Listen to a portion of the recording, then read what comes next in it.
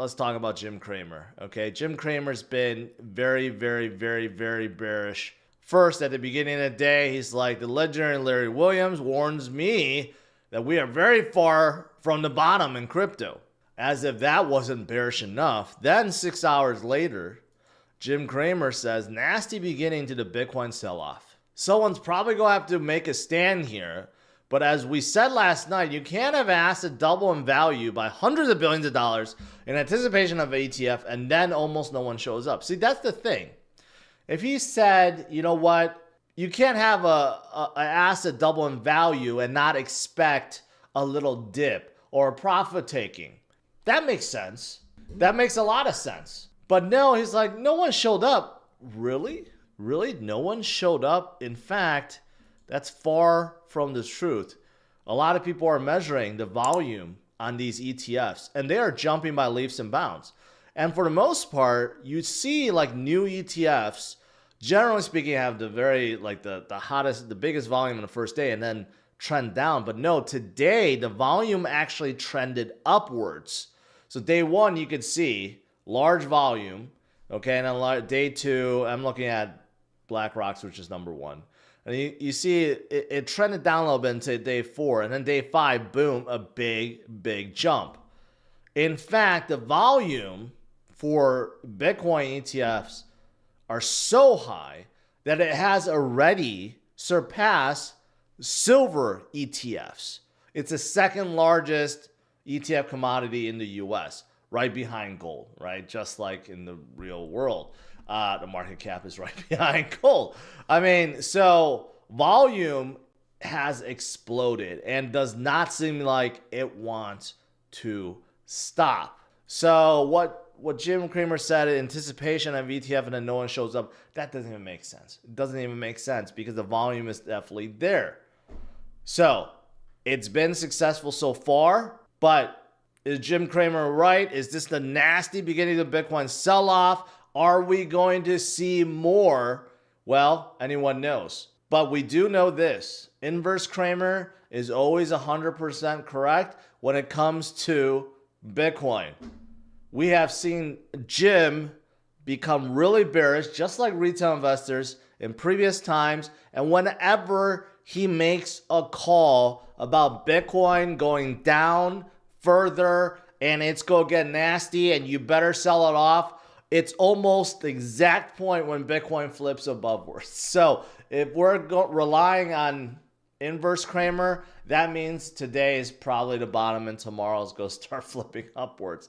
Unless that changes, but like the last time he made a call, that was basically a day or two before Bitcoin started going from 16,000 all the way up to where we are now, 41,000. So obviously, inverse Cramer has a really good track record. But besides inverse Cramer, what's really happening? Why is there a sell-off? Is it just pure profit taking or is it something else? What about the short squeeze that's coming up? Yeah, I said short squeeze. We got 800 million, close to a billion of short positions loaded up right now because, again, everyone thinks that Bitcoin's going to go a lot lower, including Jim Cramer, who I covered last night. Jim Cramer says Bitcoin is going to have a nasty, nasty fall. And that got a lot of shorters worried because inverse Cramer is never wrong when it comes to Bitcoin. But nevertheless, if we go back up to 45,000 and we get some momentum and we get pushed back up, there will be about 800 million in shorts liquidated, and we will have that massive short squeeze once again. That is around the corner. Again, when in doubt, don't short Bitcoin. The surest way to lose money in crypto is to short Bitcoin. Don't do it. Don't do it. You just never know when Bitcoin strength comes back up, the momentum is back, and then you just get wrecked. If you don't like, if you think Bitcoin could go lower, just you could sell off. But to short it, no good. So that's why I never shed a tear for any shorters that get liquidated. Okay, I mean, if you're long, you get liquidated. Yeah, that sucks. I'll shed a tear for you, but not shorters. Shorters do not deserve my tears. Now, there's something else. I've talked about this before in my last Sunday video. There are signs that the miners are selling. Not only selling, but they are dumping. 450 million in a single day. That is a lot. That will definitely cause some downward pressure. But does this mean that the miners are going away because they no longer want to be part of this new cycle? No. It's because they've been holding for so long. They need to take some money off the table because this big day, the halving day, is coming.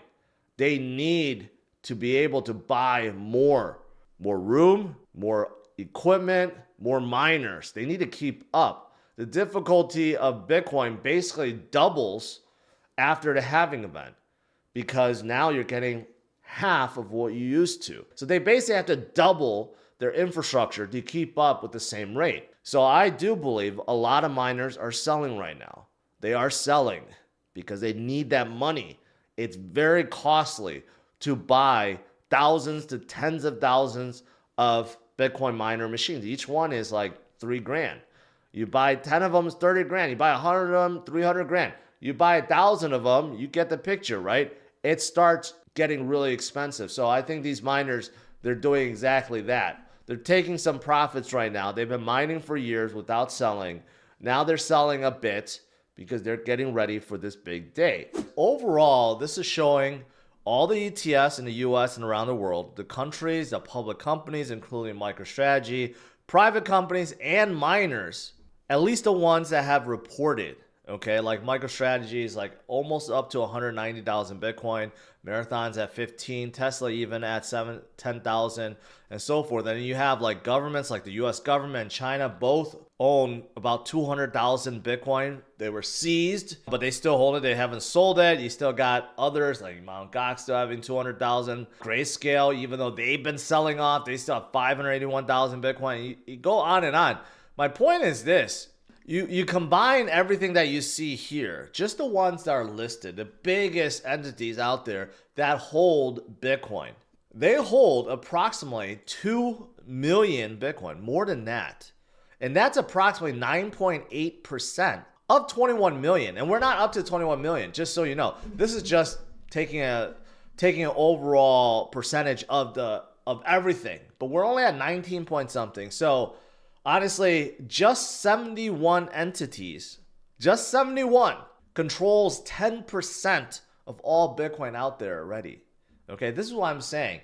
The big boys, they continue to accumulate behind the scenes.